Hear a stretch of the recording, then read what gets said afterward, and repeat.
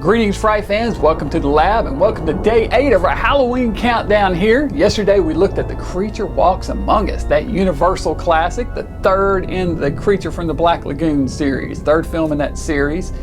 That was a good one. I don't know if they're gonna ever do any remakes of Creature from the Black Lagoon. There's a lot of talk of that, but I tell you, as long as they don't CGI him, you gotta have a guy in makeup, a guy in a costume. You know, you can't do that with CGI. It's gonna suck if they do.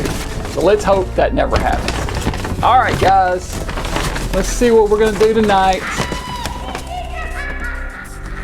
Okay, here we go. Tonight, we're going to look at another one of the heavy hitters in the mad science genre. This is one that I think you guys will really enjoy, that I know fans of my show have to enjoy. The Hammer Frankenstein series.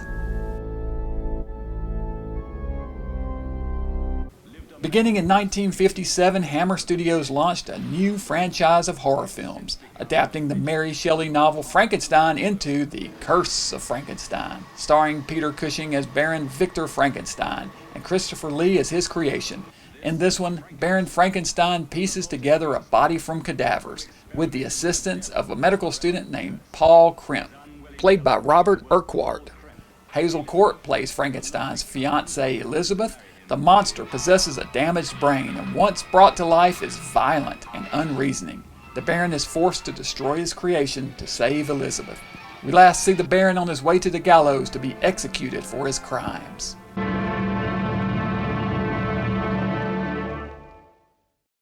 This one was followed by The Revenge of Frankenstein in 1958. It picks up right where the first one left off, with the Baron headed for execution. He escapes, however, and of course decides to continue his experiments. He sets up work in a different village, going by the name that nobody could guess, Dr. Stein. He is assisted by a hunchback named Carl and a younger medical assistant named Hans. This one ends with the doctor being killed by patients in a hospital, and Hans transplanting his brain into a new body that exactly resembles Dr. Frankenstein. The third film was made in 1964, The Evil of Frankenstein. Terence Fisher had directed the first two, but this time around those duties would go to good old Freddie Francis. This one doesn't follow continuity established in the first two, instead creating its own backstory.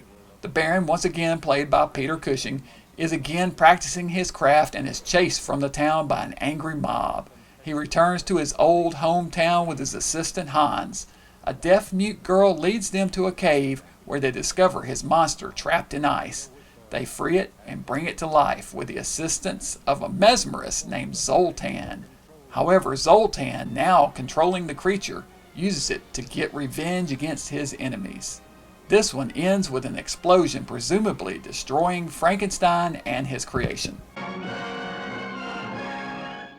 Directing duties for the next two Frankenstein films would go back to Terence Fisher, with the next film in the franchise, Frankenstein Created Woman, in 1967.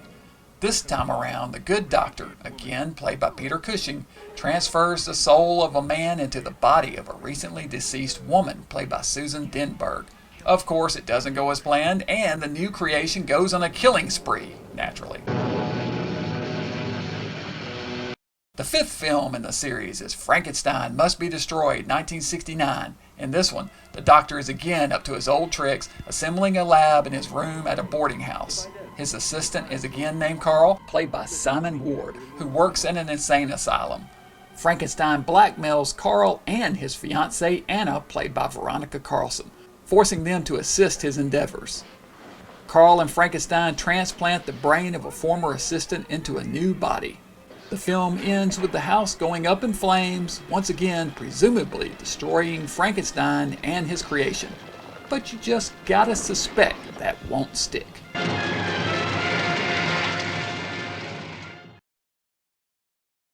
The next film is a departure for the series, as it's a new take on Frankenstein, a reboot if you will, called The Horror of Frankenstein, made in 1970. This time around, Ralph Bates plays the Baron, and David Prowse is his creation. Veronica Carlson returns this time around to play the Baron's fiancée, Elizabeth. It's a standalone film in the series, not connected to the rest of the films.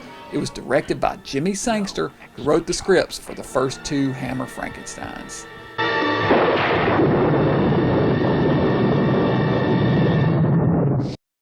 The final film is Frankenstein and the Monster from Hell in 1974. Peter Cushing is once more back playing the good doctor, and the monster is played by David Prowse for the second film in a row. Although this time he resembles a hairy evolutionary throwback, almost a Bigfoot-looking creature. It was once again directed by Terence Fisher and was the final film Fisher directed.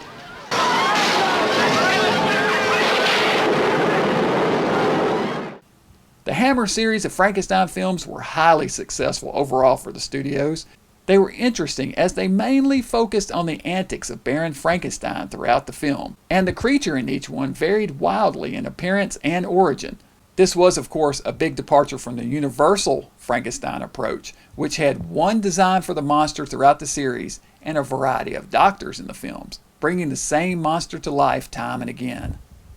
I really enjoy this series, and Cushing truly shines in it. He was perfect as the obsessed, ruthless Baron Frankenstein who would stop at nothing in his quest to discover the secrets of life. Each film is entertaining to various degrees of success, of course. Some I like better than others. I think the first one is the best, with Revenge a close second, but I would recommend the entire series. In many ways, this is Cushing's ultimate film role. That's right, I covered the Universal Frankenstein series, so you had to know that I would get to the Hammer Frankenstein series as well. I have always loved this. It's great stuff. I mean, Peter Cushing and Christopher Lee in particular, but then even some of the ones where they aren't both in it together, all of them are good. The entire series is just so much fun that every Halloween, both the Frankenstein and the Dracula series, I have to watch as many of those as I possibly can. And if one of them ever comes on Turner Classic Movies, then you know I'm gonna watch. Five Skulls, guys. I mean, great stuff. They brought a whole new life into these classic monsters, both Dracula and Frankenstein, with these series. And the Frankenstein series in particular, Peter Cushing shows out. I mean, he gets to really show off in these. They really just kill it with these movies. They don't focus on the monster as much, which is interesting, but boy, does Cushing, as a Cushing fan, gotta love this, because Cushing gets some serious scenery to chew and some serious.